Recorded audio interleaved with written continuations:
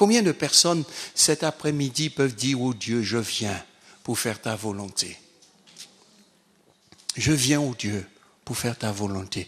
Vous savez, de la même manière que Jésus a prononcé ces paroles, vous pouvez vous l'attribuer à vous-même en disant à Dieu le Père, je veux faire ta volonté. Peut-être vous n'avez pas les capacités en vous-même, mais ça n'a aucune importance d'avoir des capacités. Toutes les capacités se trouvent en lui. Et c'est lui qui peut vous donner des capacités pour faire au-delà de ce dont vous pensez et espérez. Et je termine ce passage qui me plaît. Tu n'as voulu et tu n'as agréé ni sacrifice, ni offrande, ni holocauste, ni sacrifice pour le péché, qui cependant sont offertes selon la loi. Puis il dit, voici, je viens pour faire ta volonté. Il abolit donc le premier culte pour en établir un second. Et c'est en vertu de cette volonté que nous sommes sanctifiés par l'offrande du corps de Jésus-Christ, une fois pour toutes. Est-ce que vous pesez ce que Christ fait? Christ dit à son Père, tu n'as voulu aucun sacrifice, aucune offrande, tu n'as voulu rien, mais tu m'as formé un corps pour que j'aille me donner pour mes frères. Et je t'ai dit, j'y vais, je veux faire ta volonté. Jésus s'est levé, il a été pour nous. Mes amis, personne ne peut faire et ne pourra faire ce que Christ a fait pour nous. Dans un autre passage de l'Évangile, j'aurais aimé le lire, Jésus dit dans ces termes, cette parole, vous savez, je donne ma vie. Personne ne me la prend. Je la donne volontairement pour ce que j'aime. Frère, sœur, monsieur, madame, est-ce que tu réalises combien Dieu t'aime? Ça c'est, vous savez, qu'on me donne à manger, c'est déjà une chose, j'aime manger. Qu'on me donne à boire, c'est déjà une chose, j'aime boire.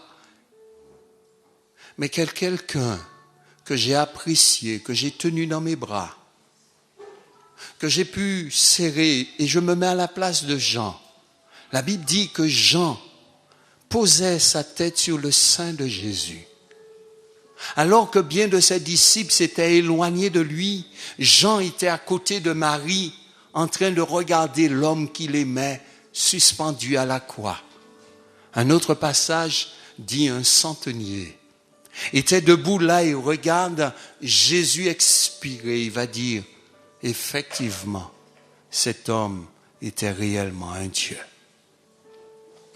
Frères et sœurs, il y a de quoi cet après-midi pour vous et pour moi, de nous prosterner devant Dieu et de dire à Dieu, je te donne toute ma vie. Je ne saurai jamais assez par ma propre vie te servir. Je ne saurai jamais assez par ma propre vie te dire merci. Mais je réalise une chose, combien tu m'aimes. Et je veux te dire, madame, monsieur, Jésus t'aime comme tu ne l'as jamais pensé. Ce ne sont pas tes petits péchés là qui font que Jésus s'éloigne de toi. Ce ne sont pas tes petites fautes qui font que Jésus. Ce ne sont pas tes petites infidélités qui font que Jésus ne te regarde pas. Et je veux te dire, ce n'est pas ta rébellion. Ce n'est pas le fait que tu es dur avec les autres, que tu désobéis, qui fait que Jésus ne te regarde pas. Jésus t'aime. Jésus t'aime. Et s'il doit le refaire, il va le refaire pour toi. Et Jésus est venu pour des rebelles. Jésus est venu pour des ingrats. Et encore, pour toi, Jésus est en train d'agir. Cet après-midi, il veut te dire ceci, écoute-moi bien. Bien que tu es dur, bien que tu es difficile, je veux te dire que je continue de t'aimer.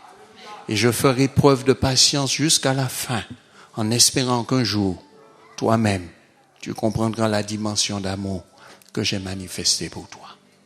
Cet après-midi, je vous ai rappelé que la Pâque revêt 3 aspects. Le premier aspect, c'est le sacrifice. Un être doit donner sa vie pour un autre. J'ai rappelé que la Pâque a des observances, un règlement. Et on ne peut pas sortir de ce cadre-là. Mes frères et sœurs, c'est un simple passage. Si chaque jour, je l'écris sur le mur de ma maison, Et chaque jour, je dis à Dieu, fais-moi connaître le levain qu'il y a dans mon cœur, qui peut ne pas te plaire.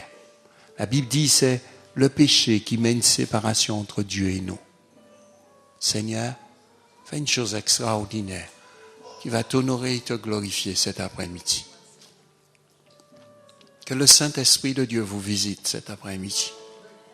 Que vous expérimentez la dimension de la Pâque dans votre cœur cet après-midi. Comprenez combien Jésus vous aime.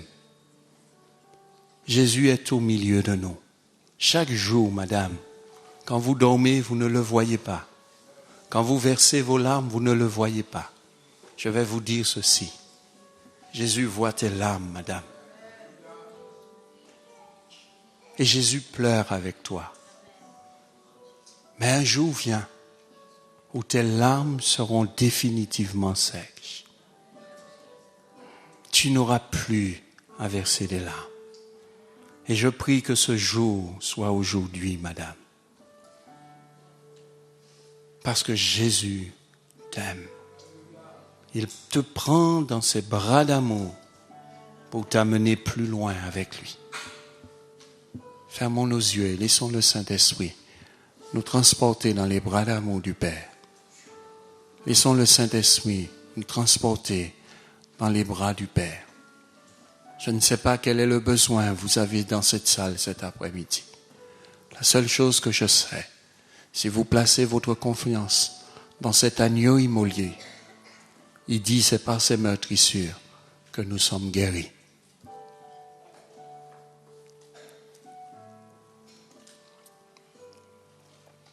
Combien de personnes cet après-midi prient le Seigneur, il ne voit pas sa main agir encore. Je veux vous dire de la part du Seigneur, c'est aujourd'hui le jour du salut. Et Dieu te dit, aujourd'hui tu verras ma gloire, parce que je suis descendu pour t'exaucer.